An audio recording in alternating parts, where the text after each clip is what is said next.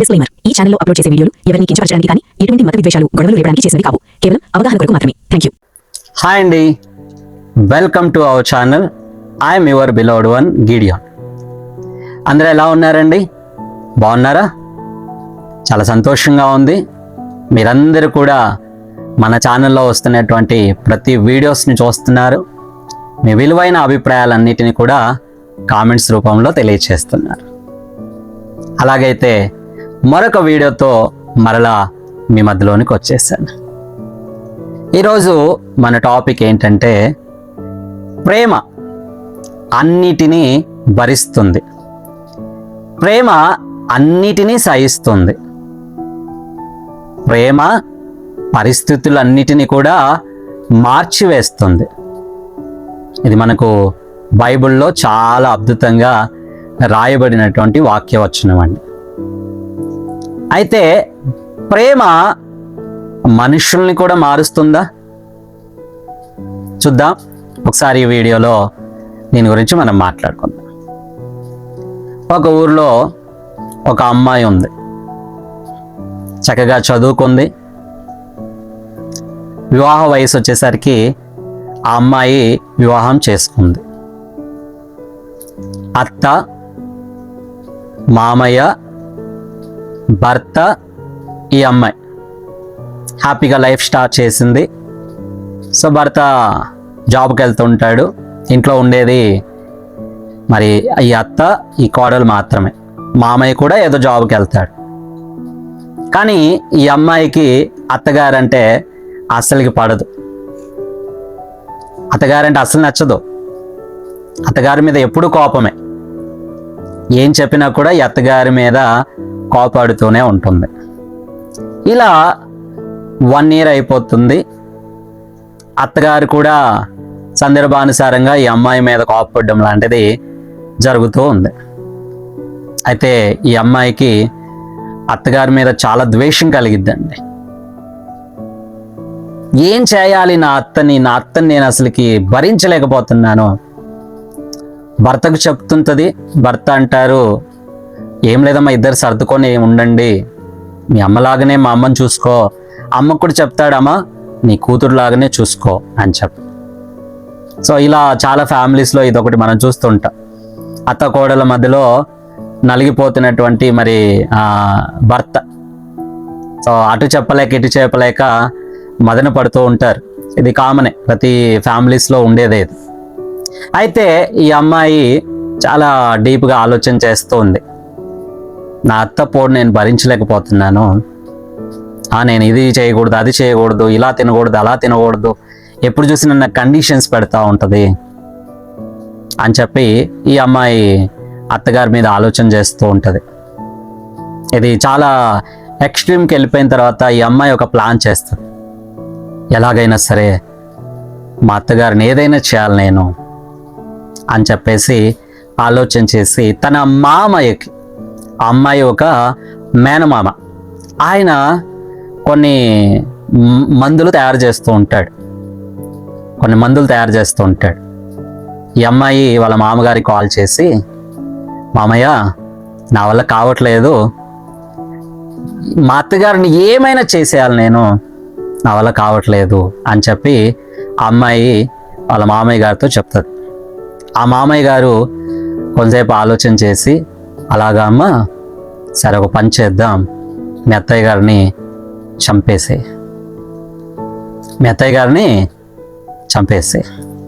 ఇక నీకు ఎటువంటి ప్రాబ్లమ్స్ ఉండదు అని చెప్పేసి ఆ మామయ్య గారు ఆ అమ్మాయితో చెప్తారు. ఆ అమ్మాయి కొంతసేపు ఆలోచన చేసి, నాకు కూడా అలానే అనిపిస్తుంది మామయ్య, అత్తయ్యని చంపేస్తాను, ఈవిడ నాకు చాలా ప్రాబ్లం ఇస్తుంది, అసలు ఈవిడ పోరు తట్టుకోలేకపోతున్నాను అని చెప్పేసి మామయ్యతో ఈ అమ్మాయి కూడా చెప్తుంది. అయితే ఎలా చేయాలి, దీన్ని నేను ఎలా చేయాలని తిరిగి మామయ్యతోటి ఈ అమ్మాయి అడిగితే, అప్పుడు మామయ్య ఒక మాట అంటాడు, అమ్మా నువ్వేం టెన్షన్ తీసుకోవద్దు, రేపు నేను వస్తాను, నీకు ఒక మందు ఇస్తాను, ఈ మందు ప్రతిరోజు మీ అత్తగారికి నువ్వు అన్నంలోనూ ఏం తిన్నా కూడా దాంట్లోకి కలిపి ఇచ్చేసే. ఈ మందు యొక్క స్పెషాలిటీ ఏంటంటే ఇది చనిపోయిన వ్యక్తి ఎలా చనిపోయాడని కూడా ఫైండ్ అవుట్ చేయలేదు. అంటే ఏమి రిపోర్ట్స్ ఒకవేళ పోస్ట్ మార్టం చేసినా, ఒకవేళ ఏదైనా రిపోర్ట్ చేసినా కూడా ఈ మందు తినైతే చనిపోయింది అని ఎక్కడ కూడా రిపోర్ట్స్ బయటికి రావు. కాబట్టి నీకేం ప్రాబ్లం ఉండదు. కాబట్టి నువ్వేం పని చేస్తావంటే ప్రతిరోజు ఈ మందుని ఆవిడ అన్నం తినే అన్నంలో కలిపిచ్చేసాయి అని చెప్పేసి చెప్తూ, సో మరొక మాట అమ్మ, సారీ చెప్పడం మర్చిపోయాను. సో సడన్గా మీ అత్తగారు చనిపోతే అందరికీ డౌట్ వస్తుంది. ఎందుకంటే ఎప్పుడు చూసినా మీరిద్దరు గొడవ ఆడుకుంటారు. కాబట్టి ఇది తిని చనిపోవడానికి కనీసం ఒక 2 వారాలైనా టైం పడుతుంది. కాబట్టి నువ్వేం చేస్తావంటే ఈ 2 వారాలు మీ అత్తగారితో చాలా బాగుండు, ప్రేమగా పలకరించు, ఆవిడకి ఏది ఇష్టమో అది అడిగి మరి వండి పెట్టు అని చెప్పి. ఎందుకంటే ఒకవేళ ఆవిడ చనిపోయిన తర్వాత నీ మీద ఎవరికి డౌట్ రాదు. ఎందుకంటే నువ్వు బాగున్నావు మీ అత్తగారితో, కాబట్టి నీ మీద ఎవరు డౌట్ పడరు అని చెప్పి మామయ్య ఒక చిన్న సలహా ఇచ్చి ఆ మంది ఇచ్చి వెళ్ళిపోతాడు. నెక్స్ట్ డే స్టార్ట్ అయింది.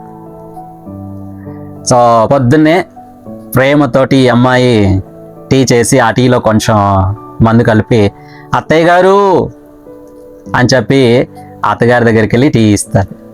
మళ్ళీ మార్నింగ్ 8 గంటలకల్లా బ్రేక్ఫాస్ట్ రెడీ చేసేసి ఆ బ్రేక్ఫాస్ట్లో కొంచెం ఈ మందు కలిపి మళ్ళా అత్తగారు మీ కొరకు టిఫిన్ చేసుకొచ్చి ఇచ్చానండి అని చెప్పి ఆవిడ మధ్యాహ్నం కూడా సేమ్, సాయంత్రం అయితే సేమ్. ఇలా ప్రతిరోజు ఈ అమ్మాయి వాళ్ళ అత్తగారితో ప్రేమగా మాట్లాడడం, టైం టు టైము అత్తగారికి అన్ని వండి పెట్టి వండినప్పుడల్లా కొంచెం ఆ మందు దాంట్లో కలపడం, అత్తగారికి ఇవ్వడం. ఈ అత్తగారు కూడా చాలా ఆశ్చర్యపోతారు. ఇదేంటి ఇంత ప్రేమ చూపిస్తుంది నా మీద, అయ్యో ఇన్ని రోజులు నేను ఈ అమ్మాయిని అపార్థం చేసుకుంది, నా కోడలు బంగారమయ్యా అని చెప్పి ఈ అత్తగారు కూడా లోపల ఆలోచన చేస్తూ ఉంటారు. ఇది చూస్తున్న ఇరుగు పొరుగు వారు కూడా చాలా ఆశ్చర్యపోతారు. ఇదేంటి ఎప్పుడు చూసినా కొట్లాడుకుని ఈ అత్త కోడళ్ళు ఇంత అన్యోన్యంగా ఉండిపోయారేంటి, ఇంత ప్రేమగా. ఈ అమ్మాయి అయితే టైం టు టైం ఉండి వాళ్ళ అత్తగారికి ఇస్తుంది, వాళ్ళ అత్తగారు కూడా నా బంగారమే, నా తల్లే, నా అమ్మే అని చెప్పి ఎంతో ప్రేమతో మాట్లాడుతుంది. అమ్మో వీళ్ళు చాలా ప్రేమగా మారిపోయారు అని చెప్పి అందరూ అనుకుంటూ ఉంటారు. ఇలా వారం గడిచిపోయింది, 10 రోజులు గడిచిపోయింది, ఇంకా కేవలం 4 days మాత్రమే ఉంది. ఈ అమ్మాయిలో అత్తగారి మీద ప్రేమ అన్యోన్యత పెరిగిపోయింది. అత్తగారి కూడా ఈ కోడల మీద చాలా అన్యోన్యత ప్రేమగా మారిపోయింది. ఇద్దరు అత్త కోడలుగా లేరు, ఇప్పుడు తల్లి కూతుర్లుగా మారిపోయారు. ఒక క్షణం కూడా ఒకరినొకరు వదిలి ఉండలేకపోతున్నారు. అత్త అని ఈవిడ, కోడలా అని ఆవిడ, ఇద్దరు అన్యోన్యంగా మాట్లాడుకుంటున్నారు. ఆ రోజు రాత్రి ఈ అమ్మాయి ఆలోచిస్తోంది, అయ్యో ఇంత మంచి ప్రేమ కలిగిన అత్తన నేను చంపాలనుకుంది, నాకైతే మనసు రావట్లేదు, ఎలాగైనా సరే నేను మా అత్తను బతికించుకోవాలి, నా చేతులతోటే రోజు ఆమెకి మందు పెడుతున్నాను, అయ్యో నేనేం చేశాను, ఎంత పెద్ద తప్పు చేశానని చెప్పి ఈవిడ నైట్ అంతా మరి బాధపడుతోంది. ఇటువైపేమో అత్తగారు, నా కోడలు ఎంత మంచిది, నా కోడలికి నేను అన్ని చేయాలి, ఆవిడకి ఏమైనా నేను చేసి ఇవ్వాలని చెప్పి రోజు మరి చీరలు ఇవ్వడం, సో బయటికి తీసుకెళ్ళి ఆ కోడలికి కావాల్సినవన్నీ తీసి ఇవ్వడం లాంటిది అత్తగారు చేస్తున్నారు. ఇక బాధ తట్టుకోలేక, ఇక ఉండలేక వాళ్ళ మామయ్య గారిని మళ్ళీ పిలిపించింది. మామయ్య నేను చాలా పెద్ద తప్పు చేశాను మామయ్య, మా అత్త బంగారం, మా అత్త ఎంతో ప్రేమ కలిగింది, ఊరికే నా అత్తని నా చేతులారా నేను చంపుకుంటున్నాను మామయ్య, నా వల్ల కావట్లేదు, సో నన్ను క్షమించు, నేను మా అత్త కాళ్ళు పట్టుకోవాలనుకుంటున్నాను, నన్ను క్షమించు, ఎలాగైనా సరే మామయ్య మా అత్తగారిని బతికించు మామయ్య అని చెప్పి ఈ అమ్మాయి వాళ్ళ మామయ్య గారి దగ్గర విలవిల్లాడుతుంటుంది. అప్పుడు మామయ్య నవ్వుకుంటూ ఇలా అంటాడంట, అయ్యో పిచ్చిదానా, నువ్వేం టెన్షన్ పడొద్దు, మీ అత్తగారికి ఇచ్చినటువంటి మందు అది చనిపోవడానికి ఇచ్చినటువంటి మందు కాదులే, అది కొంచెం ఏదో కాళ్ళు నొప్పులకి వాటికి ఇటుకి ఇచ్చినటువంటి మందు అని చెప్తాడంట. సో వెంటనే అమ్మాయి, అమ్మయ్య నా అత్తను నేను ఏం చేయలేదు కదా, నా అత్త బతుకుపోతుందిలే అని చెప్పి చాలా హ్యాపీగా ఫీల్ అవుతుంది. అప్పుడు మామయ్య అంటాడంట, చూడమ్మా, పగలు ద్వేషాలు ఉన్నప్పుడు ఎక్కడ కూడా ప్రేమ కనపడదు. నువ్వు ఎప్పుడైతే ప్రేమతో ఉన్నావో మీ అత్తగారు కూడా నీతో ప్రేమగా ఉన్నారు. కాబట్టి ఇదే ప్రేమతో మీరు ఎప్పుడు కూడా హ్యాపీగా ఉండండి అని చెప్పి ఆ మామయ్య అక్కడి నుంచి వెళ్ళిపోతాడంట. తర్వాత ఈ అమ్మాయి, అత్తగారు, కుటుంబం అంతా కూడా హ్యాపీగా ఉంటుంది. అనేకులకు ఒక రోల్ మోడల్ ఫ్యామిలీగా ఇది మార్చబడుతుంది. సో చూసారండి, విన్నారా? చాలా అద్భుతమైనటువంటి ఉదాహరణ, ఎగ్జాంపుల్ వీడియో కదా ఇది. అవును, చాలా సందర్భాల్లో మనము చాలామందిని ద్వేషిస్తూ ఉంటాం, చాలామంది మనల్ని ద్వేషిస్తూ ఉంటారు. కారణం ఏంటంటే ఒకటేనండి, ప్రేమ లేకపోవడం వల్ల, అర్థం చేసుకునే గుణం లేకపోవడం వల్ల. మనం ఎప్పుడైతే ఒక వ్యక్తులతో ప్రేమగా ఉంటామో ఆటోమేటిక్గా అవతల వాళ్ళు కూడా మనతో ప్రేమగా ఉంటారు. ప్రేమ అన్నిటినీ భరిస్తుంది, ప్రేమ అన్నిటినీ సహిస్తుంది, ప్రేమ అన్నిటినీ మారుస్తుంది కూడా.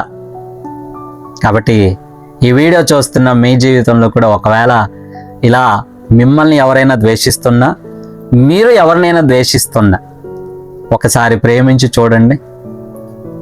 మీ జీవితమే ఆనందకరంగా, అద్భుతంగా ఉండిపోతుంది. ఎంతోమందికి మీ ఫ్యామిలీ ఒక రోల్ మోడల్గా ఉండిపోతుంది. Amen. God bless you all. ఎలా ఉందండి ఈ వీడియో? మరొక వీడియోతో మరలా కలుద్దాం. అంతవరకు దేవుడు మిమ్మల్ని దీవించును గాక. మన ఛానల్ని ఇంతవరకు సబ్స్క్రైబ్ చేసుకోకపోతే ఇప్పుడే సబ్స్క్రైబ్ చేసుకోండి. మరొక వీడియోతో మరలా కలుద్దాం. God bless you all. Take care. అత్త వల్ల నా బతుకు నరకమైపోతోంది. నేను ఏం చేయాలో తెలియడం లేదు. దయచేసి నాకు సలహా ఇవ్వండి.